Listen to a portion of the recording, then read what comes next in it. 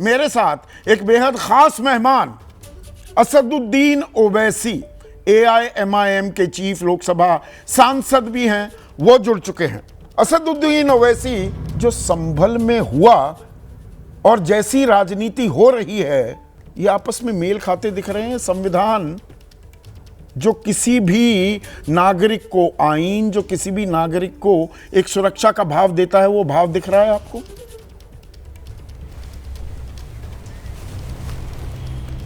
बिल्कुल नहीं दिख रहा। इसलिए नहीं दिख रहा क्योंकि बाबा साहब अम्बेडकर ने जो संविधान बनाया था, उसमें जो हमने प्रियम्बल बनाया, उसमें हमने कहा था कि लिबर्टी, आज़ादी, फ्रेटर्निटी, भाईचारगी, जस्टिस, इंसाफ, लिबर्टी, इक्वालिटी, इंसाफ, फ्रेटर्निटी, जस्टिस, ये सब कहाँ है?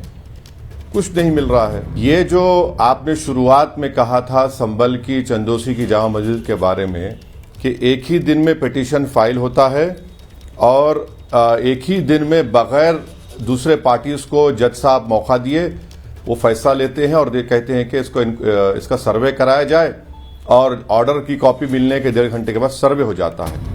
दंगे को अंजाम देने के बजाय दरअसल क्या न्यायिक प्रक्रिया किसी भी पक्ष को यह हक नहीं देती कि भाई अदालत का फैसला आ गया, आप कह रहे हैं कि नहीं हम नहीं मानते, एक्स पार्टी ऑर्डर ऐसे कैसे कर दिया, इतनी जल्दबाजी क्यों की गई? अपनी जगह वाजिब हो सकते हैं, आप ऊपरी अदालत में जाकर अपील कर देते। वहां 50,000 लोगों का इकट्ठा होने का क्या मतलब था? मैं आपको बता रहा हूं कि सबसे पहले तो जो पिटिशनर्स हैं वो उसमें एक स्टैंडिंग काउंसिल है उत्तर प्रदेश सरकार का, जिसको 18,000 रुपये माहाना तनख्वाह मिलती है। और मैं ये चार्ज लगा रहा हूं योगी आदित्यनाथ पर कि उनका अपॉइंटेड स्टैंडिंग काउंसिल उन्हीं की यूपी सरकार के खिलाफ पिटीशन डालता है। तो क्या योगी आदित्यनाथ की सरकार इसमें इन्वॉल्व नहीं है? 1948 में बाबरी मस्जिद को इसी तरह से सील कर दिया गया था, फिर कोर्ट अपॉइंटेड रिसीवर हुआ, वहां पर मेरी नमाज बंद कर दी गई और पुजारियों का तकर्रुर करके पूजा शुरू कर दी गई। एक बात समझिए sir, place of worship act जब हमने बनाया कि बाबरी मस्जिद को छोड़कर तमाम सामुदायिक रिलीजियस प्लेस सील हो गए, अब इस पर कोई बात नहीं होगी, इस पर कोई बात नहीं होगी, चाहे मस्जिद हो, मंदिर हो, गुरुद्वारा हो या बौद्ध मजहब, पर अदालत जाने से कोई बात नहीं होगी। कोई ऐसी पाबंदी भी नहीं है। अदालत में आदमी जा सकता है कि भाई हमारा तो यहाँ पर मंदिर था, इसे तोड़कर मस्जिद बनाई गई, चाहे वो 1529 की बात हो, अदालत पर जाने पर कोई पाबंदी नहीं है। पर मेरा सवाल ये है, और आपने उसको थोड़ा छुआ भी, 19 तारीख को एक सर्वे शाम को हो गया था ओवैसी साहब, 20 चलिए रविवार है, 21, 22, 23, क्यों नहीं शाही जामा मस्जिद के जो करता धरता थे अदालत चले जाते कि ये खामखा का ऑर्डर दे दिया गया है, ये जल्दबाजी में दिया गया फैसला है? मैं आपसे एक बात कह रहा हूं, मैं एक मेंबर ऑफ पार्लियामेंट हूं, सांसद हूं मैंने एक कानून बनाया प्लेसेस ऑफ वर्शिप एक्ट का और सबने उसकी तायीद की पार्लियामेंट में। बाबरी मस्जिद, राम मंदिर के केस में सुप्रीम कोर्ट ने कहा कि ये एक्ट का डायरेक्ट ताल्लुक भारत के संविधान के बेसिक स्ट्रक्चर से है, नॉन रिट्रोगेशन का लफ्ज इस्तेमाल हुआ। अब लोअर अदालत अगर इसको नहीं मानेगी तो फिर हम क्या करेंगे बताइए? मेरा आर्गुमेंट यह है कि 1950 में संविधान हमने दिया, 75 साल हो गए, ऑनरेबल जज साहब को इतनी जल्दी क्या थी कि वो सुन लेते मैनेजिंग कमेटी को?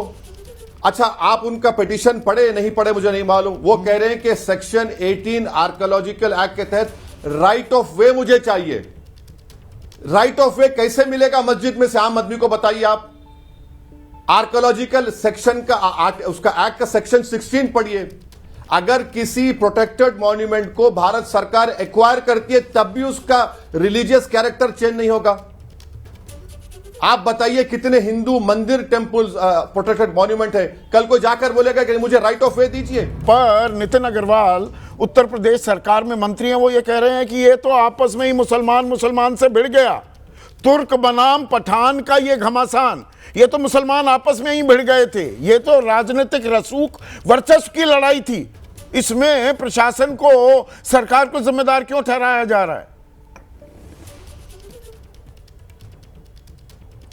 अगर ये उत्तर प्रदेश सरकार का स्टैंडिंग काउंसिल ये केस नहीं डालता तो फायरिंग होती, इतना सब तमाशा होता। कहां तुर्क और पठानों की लड़ाई है? आपने मस्जिद में दूसरी मर्तबा सर्वे करने गए, आपने पूरा छावनी बना दिया, आपने मस्जिद कमेटी को इन्फॉर्म नहीं किया, और कमेटी के प्रेसिडेंट प्रेस कॉन्फ्रेंस में कह रहे हैं कि हमने ऑब्जेक्शन लिख रहे थे, मेरे हाथ से कागज छीन लिया गया। विजुअल से आप गोली चला रहे हैं। और बताइए कि कैफ है 17 साल का लड़का जिसकी फोटो वायरल हो रही है कि जमीन पर पड़ा हुआ है। 3 लोगों, 4 में से 3 को सीने में लगी, 1 को पीठ में लगी। पर अब हालात वहां काबू में आ रहे हैं, अभी कोई हिंसा की खबर नहीं है। अखिलेश यादव कह रहे हैं मैं संभल जाऊंगा, राहुल गांधी की भी बात थी, अब पता लग रहा है कि टल गया है वो दौरा।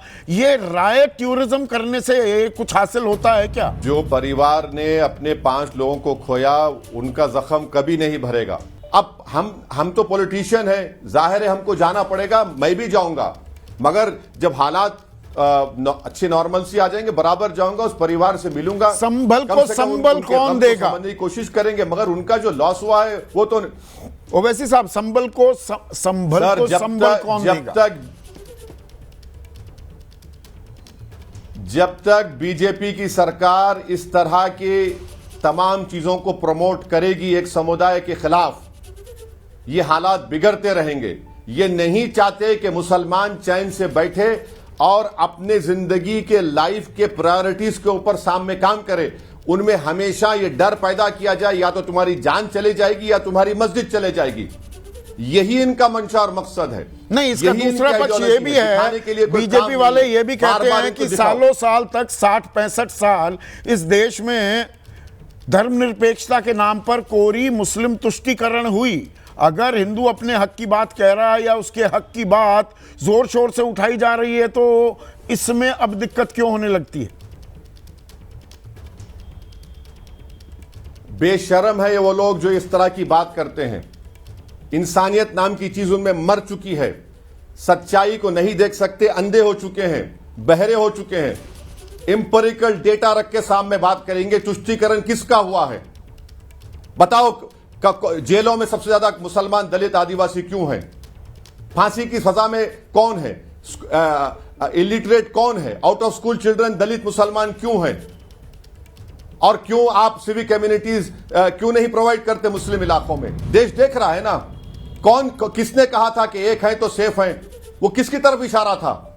किसने कहा था कि बटेंगे कटेंगे? किसकी तरफ इशारा था? कौन से समुदाय की तरफ इशारा था?